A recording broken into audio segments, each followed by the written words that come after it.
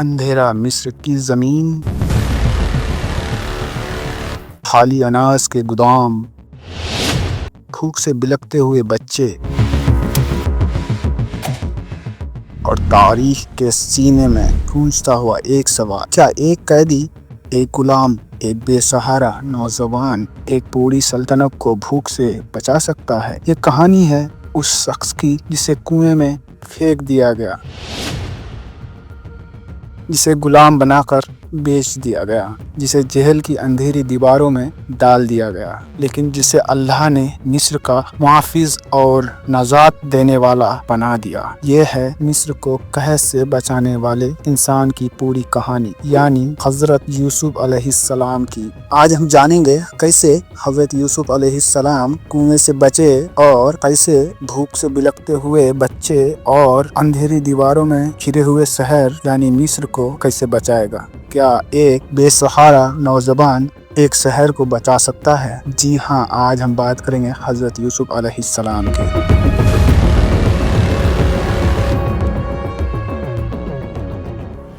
ناظرین، یہ کہانی شروع ہوتی ہے حضرت یوسف علیہ السلام کی زندگی قرآن مجید کی ایک مکمل صورت میں بیان کی گئی ہے۔ اللہ تعالیٰ نے اس قصے کو احسن القصص بیان کیا ہے، یعنی سب سے بہترین کہانی کہا ہے۔ یہ صرف ایک واقعہ نہیں ہے، یہ سب پاک دامنی، حکمت والا اور اللہ پر پورے بھروسے کی زندہ مثال ہے۔ یہ کہانی ہمیں سکھاتی ہے ایک عزت طاقت سے نہیں کردار سے ملتی ہے، اور نجات صرف اللہ کے ہاتھ میں ہوتی ہے۔ آئیے اس عظیم واقعہ کو ایک سنجیدہ علم و ایمان سے بھری ڈاکومنٹری انداز میں سنتے ہیں۔ خواب جو تقدیر بدل دے۔ رات کا سناٹا، کنعان کی زمین، ایک چھوٹا سا لڑکا نیند سے اٹھتا ہے۔ اس کی آنکھوں میں حیرت ہے۔ حضرت یوسف علیہ السلام ایک سپنا دیکھتے ہیں جس میں اسے چاند اور سورج سجدہ کر رہے ہیں۔ حضرت یوسف علیہ السلام نیند سے جگتے ہی اپنے والد صاحب کے پاس جاتے ہیں۔ نبی اللہ حضرت یعقوب علیہ السلام کے سامنے کھڑے ہوتے ہیں۔ وہ کہتے ہیں، ابا جان، میں نے ایک خواب دیکھا ہے کہ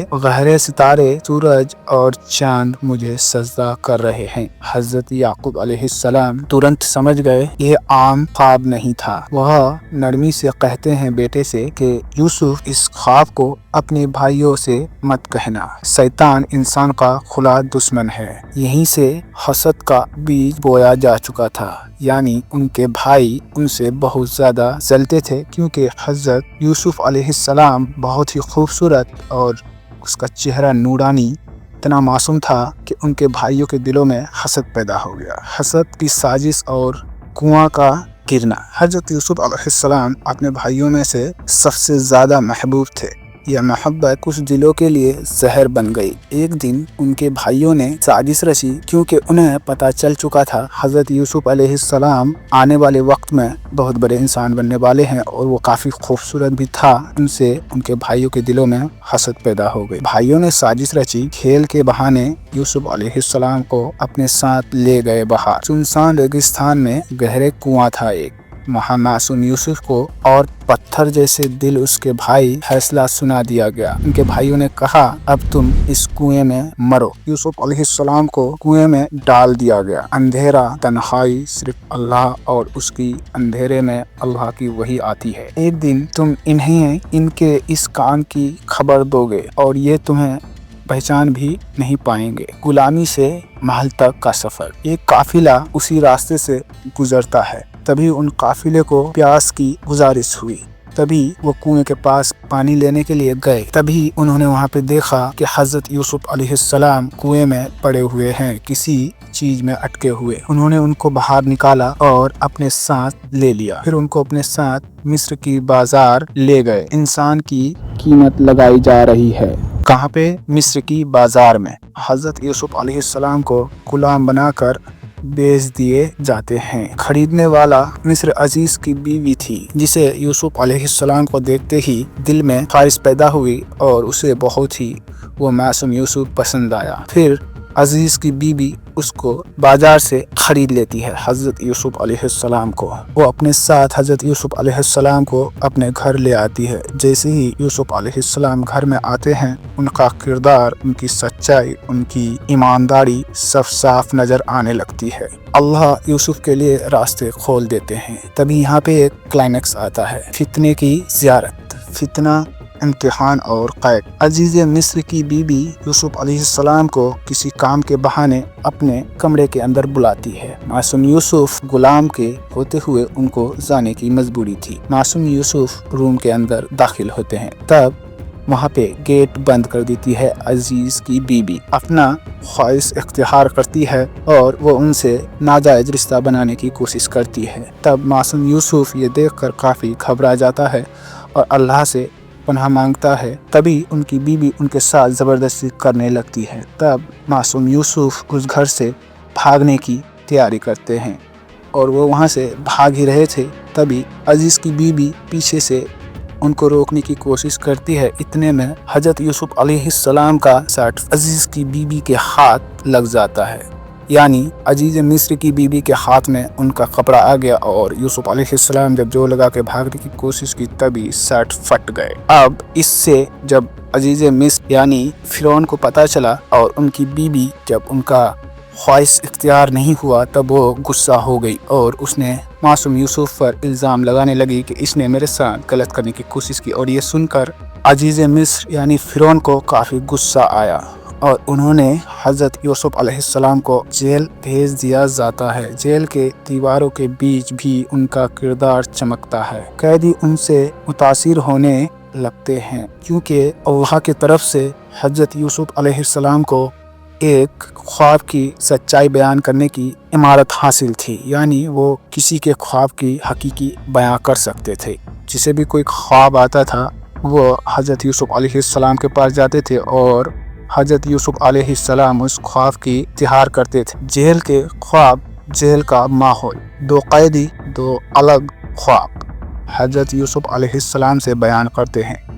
ख्वाब की ताबीर बताते हैं, बिल्कुल सच, बिल्कुल सही। एक रिहा होता है, दूसरे को सज़ा मिलती है। यूसुफ कहते हैं, अपने बादशाह के सामने मेरा जिक्र कर देना, यानी यूसुफ अलैहिस्सलाम जो कैदी को रिहाई मिली थी उनसे वो अपनी बेगुनाही को अजीज़ मिस्र यानी फिरौन के पास ये सवाल देने के लिए बोलते हैं कि मैं बेगुनाह हूँ, मुझे इस चार दीवारी से निकाल लिया जाए। लेकिन इंसान भूल जाता है कि जैसे ही इंसान एक बार किसी से मिलता है और जब वो निकलता है तो उसका ब्रेन वहाँ पे लूज़ कर जाता है। हालांकि हर कोई नहीं करता, किसी किसी को होता है, कोई भूल जाता है, कोई याद भी रखता है। तभी यूसुफ अलैहिस्सलाम और सालों तक जेल में रहते हैं। बादशाह का ख्वाब यानी अजीज़ मिस्र को एक ख्वाब आता है।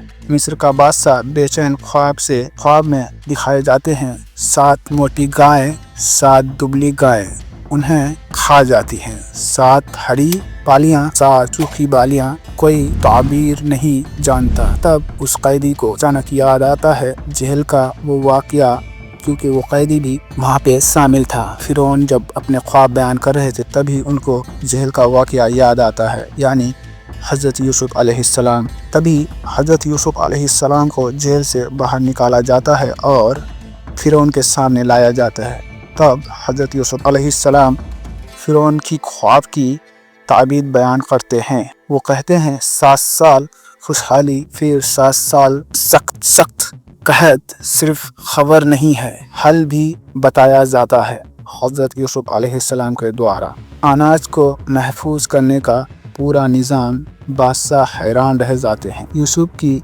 रिहाई का हुक्म होता है, लेकिन यूसुफ कहते हैं पहले मेरी बेगुनाही साबित की जाए। सच साबित होता है और उन्हें बेगुनाह साबित किया जाता है, इज्जत वापस मिल जाती है। तब मिस्र का नजात देने वाला हज़रत यूसुफ अलैहिस्सलाम को खजाने का संभालने की जिम्मेदारी दी जाती है। वो बेहतरीन प्लानिंग करते हैं। अनाज महफूज होता है, कहद आता है, लेकिन मिस्र महफूज रहता है। यहाँ एक गुलाम, एक कैदी पूरी कौम का मुहाफिज बन जाता है। एक और यहाँ पे क्लाइमेक्स आता है, भाइयों से मुलाकात। कनान तक पहुँचता है उनके भाई, मिस्र आते हैं अनाज लेने। तब वहाँ पे यूसुफ अलैहिस्सलाम बादशाहत उनको सौंप दी जाती है फिरौन के द्वारा। तभी वहाँ पे हज़रत यूसुफ अलैहिस्सलाम मिस्र के बादशाह बने होते हैं। जब उनके भाई अनाज लेने के लिए मिस्र आते हैं, यूसुफ अलैहिस्सलाम उन्हें पहचान लेते हैं, लेकिन उनके भाई हज़रत यूसुफ अलैहिस्सलाम को पहचान नहीं पाते हैं। आखिरकार सच सामने आता है। हज़रत यूसुफ अलैहिस्सलाम अपने भाइयों से कहते हैं, मैं आपका भाई हूँ और ये मेरा भाई है। यानी वो वहाँ पे सबको बताते हैं कि मैं इनका भाई हूँ और ये मेरे भाई हैं। उनके भाई के चेहरे पे खामोशी आ जाती है, पूरा फेस शर्मिंदगी से झुक जाता है, नजरें झुक जाती हैं। यूसुफ कहते हैं, आज तुम पर कोई इल्जाम नहीं, अल्लाह तुम्हें माफ़ करे। ये बदला नहीं, ये नबूवत है। ये बदला नहीं था यूसुफ अलैहिस्सलाम की तरफ से, ये यूसुफ अलैहिस्सलाम की नबूवत का पहचान था। यानी वो किसी को सज़ा नहीं देते हैं। वो तो उनके भाई थे, उनको भी माफ़ कर दिया जाता है हज़रत यूसुफ अलैहिस्सलाम के द्वारा। तब हज़रत यूसुफ अलैहिस्सलाम की ज़िंदगी हमें सिखाती है, सब्र कभी ज़ाया नहीं जाता, पाक दामनी हमेशा बचाती है। अल्लाह का प्लान हर साजिश से ऊपर होता है। माफ़ी सबसे बड़ी ताकत है। आज के दौर में जब नाइंसाफ़ी हो और जब उम्मीद टूटने लगे, तब तो यूसुफ अलैहिस्सलाम की वो कहानी याद आते हैं। अल्लाह का वादा सच होता है। अगर ये कहानी आपके दिल को छू जाए तो इसे आगे ज़रूर शेयर कीजिएगा और एक लाइक, प्यारा सा कमेंट ज़रूर कीजिएगा। मुझे वीडियो बनाने में बहुत ज़्यादा मेहनत लगता है। मैं 2 साल से कंसिस्टेंट वीडियो अपलोड कर रहा हूँ और मैं बहुत सारे सब्सक्रिप्शन ले रखा हूँ, क्योंकि मुझे वीडियो बनाने में सब्सक्रिप्शन लेना पड़ता है। आज तक मैं अपने फिजिकल वर्क से जो कमाता हूँ उनसे मैं सब्सक्रिप्शन लेता हूँ और अपनी ज़रूरतें पूरी करता हूँ। अभी तक मुझे यहाँ से एक भी कुछ ऐसा नहीं मिला जिससे मैं हेल्प हो सके। तो मैं यही गुजारिश करूँगा कि वीडियो आगे अपने परिवारों के साथ ज़रूर शेयर कीजिएगा। मुझे पता है कोई करेगा, ज़्यादातर लोग नहीं करेंगे, कुछ लोग करेंगे, लेकिन अगर मैं यहीं पे किसी के ऊपर रोस्ट वीडियो बनाता या गाली वाले वीडियो बनाता या फिर किसी को मैं भला बुरा कहता है या फिर किसी जो आजकल कपड़ा पहन के भी लंगे घूम रहे हैं उनको रोस्ट करता किसी लड़की को, तो मुझे बिना बोले ही लोग शेयर कर देते। उम्मीद है आप इन अल्लाह के बयान को अपने भाई बहन माँ बाप तक पहुँचाएंगे और इस कहानी को उनको भी सुनाएंगे। अल्लाह हाफिज़।